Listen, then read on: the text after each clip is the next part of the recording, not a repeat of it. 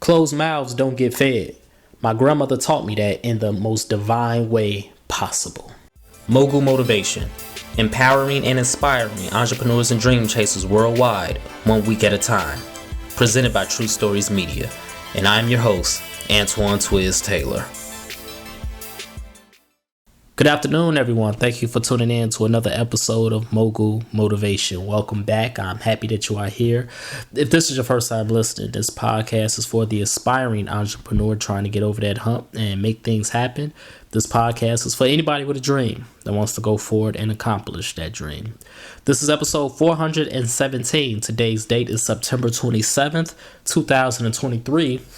And it is my grandmother's heavenly 99th birthday. She would have been 99 years young on this day.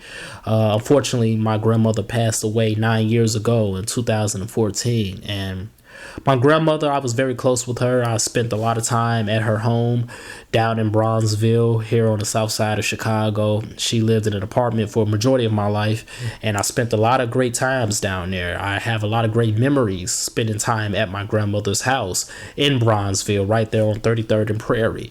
I have a lot of great memories of running errands with my Uncle Ronnie, also rest in peace. He was her oldest son, and my Uncle Ronnie would often run errands for my grandmother and her neighbors in her building, and I will often go on these errands with him, just walking around and enjoying the sights of the neighborhood. And here I am, 35 years old, and the neighborhood down there has changed so much since those times. For about the last 4 years of my grandmother's life, she spent time in a nursing home. She lost power in her legs, so unfortunately she could not walk anymore, and no one in the family had a home that was accessible and prepped and ready to care for her. Unfortunately, we did not have the funds, so therefore my grandmother spent the last 4 years roughly of her life in a nursing home. She still had a very sound mind. She was still in great health. She still was very intelligent. She was very witty. My grandmother always has been witty. It's just she didn't have any power and strength in her legs. She was wheelchair bound. So every single day, someone in our family would go visit my grandmother. One day it would be me. The next day it would be my mother. The day after that it would be my aunt, my cousin. Somebody was there visiting my grandmother every single day. And growing up, I've always had dreams of being an entrepreneur. As a child, I wanted to be a creator. I always wanted to be a creator, whether that was producing and directing movies, whether that was writing books. I always wanted to tell stories, and my grandmother knew this.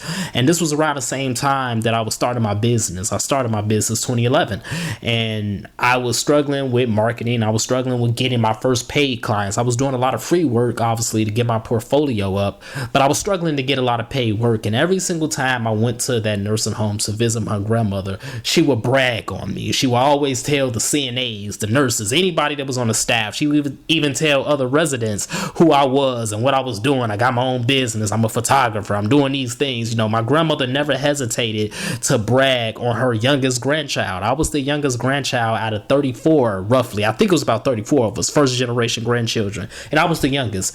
And she never hesitated to brag on me. And at the time, I was very modest. But, in hindsight, I'm so grateful that my grandmother didn't hesitate to open up her mouth and tell people who her grandson was and what her grandson is doing. I wasn't making money at the time. I wasn't nowhere near where I am now. And even where I am now, I'm still nowhere near where I want to be. But even in that moment, my grandmother still saw the potential in me. No, not potential. My grandmother saw the facts in me. My grandmother understood what I wanted out of life, and she was so excited for that. And she bragged on me every single chance she got. Even when I wasn't around, she still bragged on me. She bragged on me so much. It was because of that, because of my grandmother's enthusiasm, because of my grandmother's pride, I landed my first paid wedding client because my grandmother opened her mouth.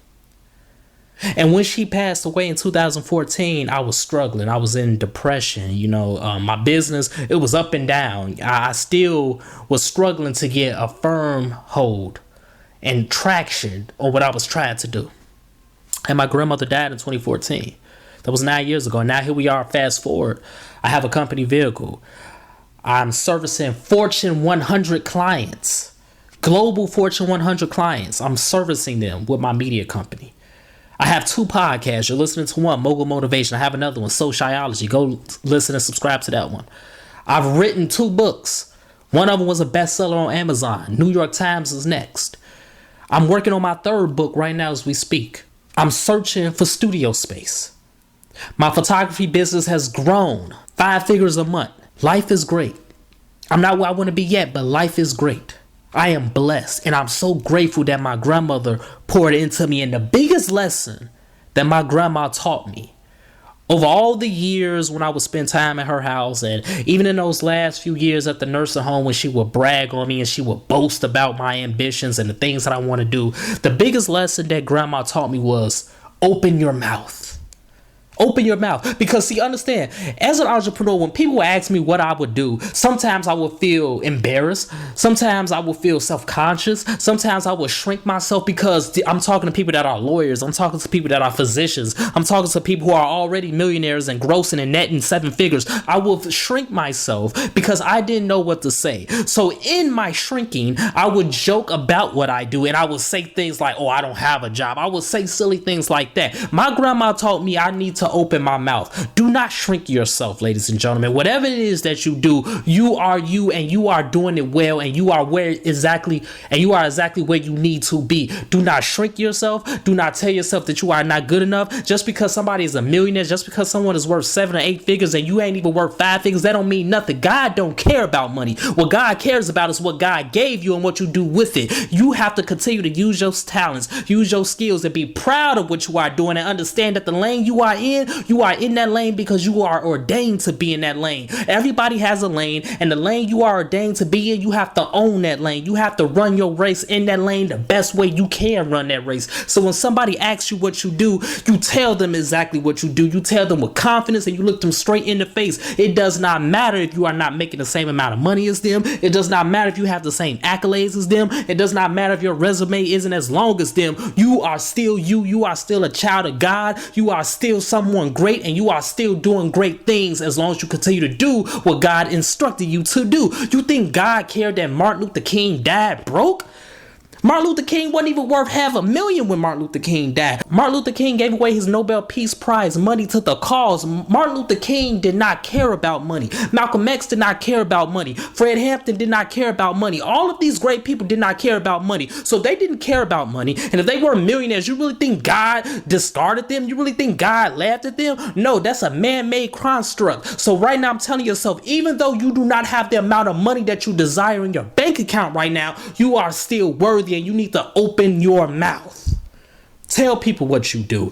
Act as if you are already doing it. Even if you ain't got it right now, you need to act as if it's already happening. Yes, I'm a director. Yes, I'm an author. Yes, I'm an artist. Yes, I'm all of these great things because God planted that seed in me. My grandma saw all of that ambition. My grandma saw the future before the future even happened. My grandma died in 2014. In 2014, my bank account was in the negative.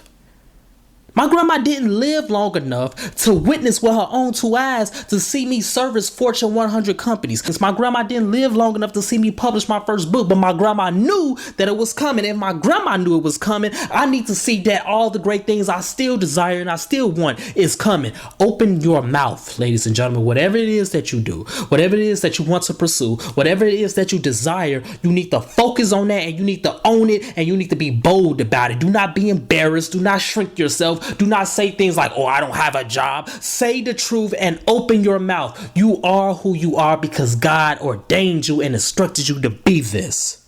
That is the facts. And that is what grandma taught me. And I remember that lesson. I will cling to that lesson for the rest of my days on this earth. Open your mouth. When people ask me who I am, I tell them exactly who I am. I have all the impact statements. I'm going to continue to boast and brag about myself. That's why people love Deion Sanders so much. And that's why people hate Deion Sanders so much, because they can't stand it. Because they don't like to see a black man that's bold and confident and loud and winning at the same time. They can't stand that. And the people who can't stand it are the people that you are not meant to help in the first place. The people who can't stand it are not the people you are trying to serve. The people that can't stand it are not the people you are talking to. You are talking to the people that love you. You are talking to the people that root for you. You are talking to the people that need you. Those are the people that you are doing this for. And ultimately, you are doing this because God instructed you and gave you this mission to do it. And even the people who can't stand you, love is so powerful. Ambition is so powerful. Genuineness and integrity is so powerful that eventually it's going to transform some emotions. Some of those people that can't stand you, they gonna come around and be like, man, this person is amazing. This person is great. I gotta be by this person. I gotta understand this person. I gotta network with this person. So understand, love is still greater than hate. We think love is weakness. No, love is powerful. Hate is weakness. Hate is cowardly. But at the end of the day, you still will prevail as long as you open your mouth.